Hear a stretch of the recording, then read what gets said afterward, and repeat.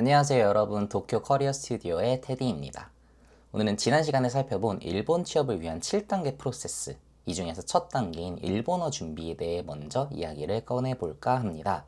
아직 일본 취업 전체 프로세스에 대한 내용을 보지 못하신 분들이라면 오른쪽 상단에 아마 카드 영상 뜨고 있을 것 같은데 이 영상을 먼저 참고해 주시고 와주시면 좋을 것 같고요. 오늘 함께 살펴볼 내용은 일본 취업에 필요한 가성비 넘치는 일본어 준비 전략 3가지입니다. 본격적으로 들어가기에 앞서서 오늘 말씀드리는 내용은 일본어 실력 본질을 늘리기 위한 방법은 아닙니다. 오히려 야매에 가까울 수 있다는 점 미리 말씀을 드리고요. 잘 아시다시피 일본어를 비롯한 모든 외국어는 기초가 가장 중요하고 이 기초를 쌓는 데 상당히 많은 시간이 소요가 됩니다. 하지만 모두가 충분한 시간을 가지고 취업 준비를 하면 좋겠지만 사실 취업 준비를 할 때는 시간이 부족한 경우, 당장 퍼포먼스를 내야 되는 경우도 발생하기 때문에 짧은 시간에 효율을 극한까지 끌어내기 위한 전략도 필요한 경우가 반드시 생깁니다. 그리고 오늘의 영상은 그러한 분들을 위해 준비한 내용이라고 봐주시면 좋을 것 같고요. 그래서 이번 영상에 타겟이 되는 분들은 좀 진짜 떠듬떠듬이라도 머릿속에 떠오른 본인의 생각을 한국어에서 일본어로 전달 가능하신 분들을 대상으로 하고요. 그리고 아직 히라가나나 카타카나 수준 혹은 이형용사, 나형용사 변형의 혼란을 좀 겪고 계신 분들이라면 조금 더 본질적인 일본어의 근력을 키우시고 나서 이 영상을 봐주시면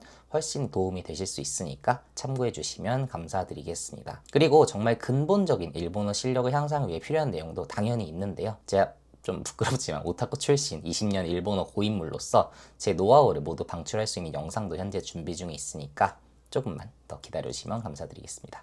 그럼 일본 취업 단기 정보 위해 필요한 일본어 준비 전략 바로 함께 들어가 보시죠. 첫 번째는 JLPT 꽈락 기준을 잘 활용해라입니다. JLPT는 사실 토익이나 JPT와 같이 YBM사에서 주최하는 시험과는 다르게 총점이 중요한 시험이 아닙니다. 가장 중요한 건 합격 기준을 위한 최소 점수만 채우면 되는 시험인데요. 특히나 그 기준이 상당히 널널해서 N1을 기준으로 하면 언어 지식, 독해, 청해 중에 19점 미만이 없으며 총점이 100점이 넘으면 되는 시험입니다. 예를 들어서 저같이 오타쿠 출신 분들 중에 많은 케이스겠죠 아마. 언어 지식은 약하지만 청해에 강하신 이런 분들이 꽤나 있으신 걸로 알고 있는데요. 물론 저 또한 그랬지만 언어 지식에서 꽈락 진짜 라인에 걸치는 20점만 딱 맞고 자신은 청해에서 50점, 독해에서 반타작인 30점만 해도 100점으로 통과가 가능한 구조라는 거죠. 그럼 이런 질문들 분명 따라오실 거예요. 저 일본 기업들은 지원할 때 이런 파트별로 점수가 문제가 되지 않나요? 라는 질문이 꽤나 있었던데요. 그런데 일본 기업에서는 솔직히 파트별로 몇 점인지 크게 신경 쓰지 않습니다. 크게 관심도 없고요. 중요한 건 급수와 합격 여부입니다. 이것만 있으면 사실 채용 담당자의 입장에서는 크게 문제가 되지 않고 사내에서도 프로세스를 진행하는데 전혀 문제가 없습니다. 그리고 진짜 일본어 실력은 사실 SPI나 면접을 거치면서 계속 테스트를 할 수 있다 보니까 또 기업 차원에서도 이 시험 점수가 아니라 시험 합격 여부 그리고 등급만 잘 나와 있다면 문제가 되지 않습니다. 그래서 반대로 우리는 이러한 부분을 좀 적극적으로 활용해 보는 것도 하나의 전략이 될 수가 있습니다. 그래서 JLPT 준비하시면서 좀 간당간당한데 좀 어려운데 쉽지 않겠네 하시는 분들 꽤 있으실 텐데 이러한 포인트들을 잘 활용하셔서 한번 계산해 보신 후에 정말 집중할 수 있는 부분에만 집중을 해가지고 효율적으로 등급을 취득하신다면 부담도 훨씬 줄어들고 맹목적으로 공부할 때보다 더욱 좋은 아웃풋을 내실 수 있을 것 같습니다.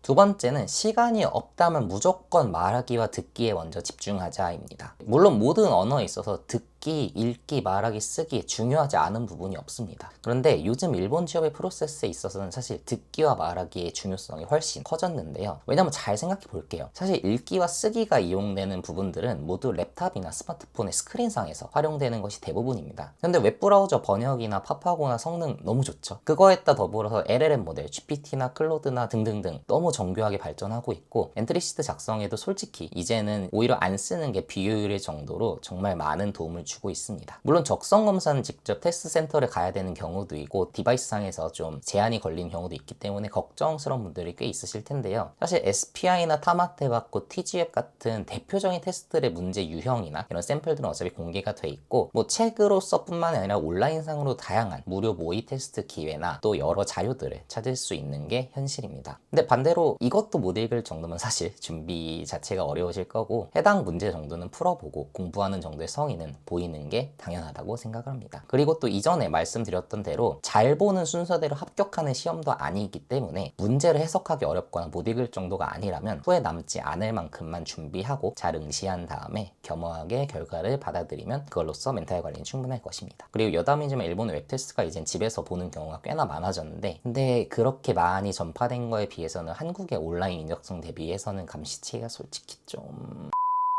하지만 면접은 다릅니다. 물론 빈출 질문 유형화돼 있죠. 왜 일본에 왔냐, 왜 우리 회사냐, 뭐 등등등 여러 가지 있겠지만 아무리 외부로 면접을 본다 하더라도 어딘가에 컨닝 페이퍼를 붙여놓고 그걸 그대로 읽는다거나 하면은 면접관들 바로 알 수 있습니다. 그리고 결과도 당연히 좋지 않을 수밖에 없고요. 그리고 일반 면접은 그렇다 하더라도 그룹 면접이나 디스커션 면접 이런 것들은 주제가 뭐가 나올지도 모르죠. 그리고 그 상황에 어떤 것들이 나올지 모르기 때문에 정말 본인의 커뮤니케이션 능력 그대로 반영이 되는 전형이라고 봐주시면 될 것 같습니다. 결국은 말로써 살아야 됩니다. 그리고 말로써 나라는 사람을 당신네 회사랑 잘 맞는다 이런 것들을 설득을 해야 되는 과정인데, 이러한 과정에서 듣기와 말하기 실력의 중요성은 다른 프로세스에서의 읽기나 쓰기의 이런 중요성보다 훨씬 높을 수밖에 없습니다. 그렇기 때문에 시간이 없다면 무조건 말하기와 듣기에 시간을 쏟는 게 훨씬 가성비가 좋다고 말씀드린 거고요. 그리고 여기서 하나 더 유념해야 될 점이 있는데, 여기서 이야기하는 듣기와 말하기는 오롯이 정말 내 의사를 전달 가능한지 여부 그 자체입니다. 문법 좀 틀려도 돼요. 경어 좀 못 써도 됩니다. 응모자이신 분인데 뭐 문제가 됩니까? 거기에 우리 외국인이잖아요. 일본인들도 말 더듬고 경어 잘못 쓰고 한자 모르고 단어 생각 안 나고 정말 많이 그럽니다. 반대로 한국에서 면접을 본다고 100% 그렇게 말 잘하는 거 아니지만 우리는 신경 쓰지 않죠. 우리는 컨텐츠에만 신경을 쓰죠. 모국어이기 때문에. 근데 반대로 생각해 보자면은 일본인들 같은 경우도 당연히 우리가 외국인이란 디메리트 잘 알고 있고, 그리고 이러한 것들에서 사실 뭐 단어 좀 틀린다 이런 것보다는 그 사람이 가지고 있는 에너지라든지 이런 것들이 훨씬 더 중요할 수밖에 없기 때문에, 그리고 모든 이런 자잘한 실수들은 충분히 전 영상에서 익스큐즈가 되는 부분이니까 걱정 붙들어 매시고 일본어는 기세다라는 문장 잊지 말고 우선은 머릿속의 생각을 일본어로 뱉을 수 있는 연습을 많이 해보시는 걸 강력히 추천드립니다.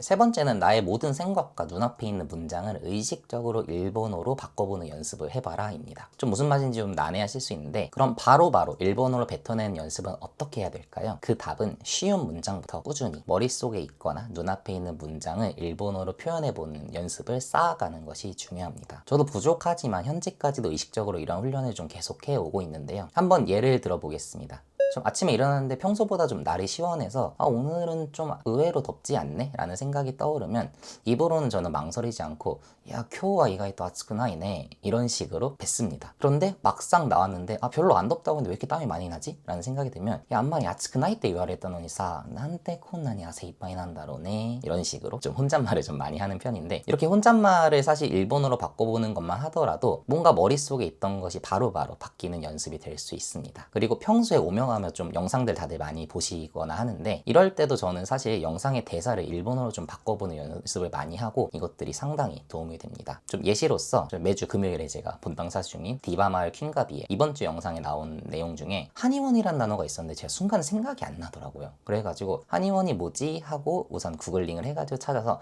칸포인이구나 라는 걸 좀 알게 되었고, 그리고 그 단어만 외우는 게 아니라 한번 그 칸포인이 들어간 문장 전체를 한번 한국어로 바꿔보면서 연습을 했습니다. 근데 뭐 와타시가こうやって1年間韓国に住んでるのにまだ漢方院に行けなかったというのが少しプライドに傷つけられたそういう感じ? 이런 식으로 말이죠. 완벽하지 않았지만 우선은 이런 식으로 하면서 저는 칸포인을 제 머릿속에 입력을 할 수 있었습니다. 앞서 이야기했듯이 100점짜리 문장을 만드는 게 답이 아닙니다. 지금 중요한 건 빠르게 머릿속의 대사를 뽑아내서 일본어로 변환하는 게 핵심입니다. 그리고 문장 단위로 완성하는 버릇을 들이는 것이 뽑아내는 것만큼 중요하다고 할 수 있는데요. 아마 경험 있으신 분들 많으실 거예요. 좀 긴장되고 좀 의식되고 단어가 좀 생각이 안 나고 하면은 처음에 문장 마침표 찍는 게 잘 되지가 않습니다. 좀 나도 모르게 말끝을 흐리는 경우가 많아지게 되는데, 그래서 의식적으로 이런 마침표를 찍는 연습을 반드시 해주시면 좋겠습니다. 그래서 정리하자면 생활 속에서 떠오르는 생각들이나 영상 혹은 텍스트를 만나는 것들을 꾸준히 일본어로 바꿔서 말하는 연습을 해보고, 좀 뭔가 막히는 경우에는 구글, GPT, 팝하고 일본인 친구 뭐든 좋으니까 잘 알아보시고 피드백을 받아서 문장을 완성시키는 이런 일련의 프로세스들을 꾸준히 연습해 보시면 분명 내 생각보다 일본어가 바로바로 튀어나오는 경험을 하실 수 있으실 겁니다.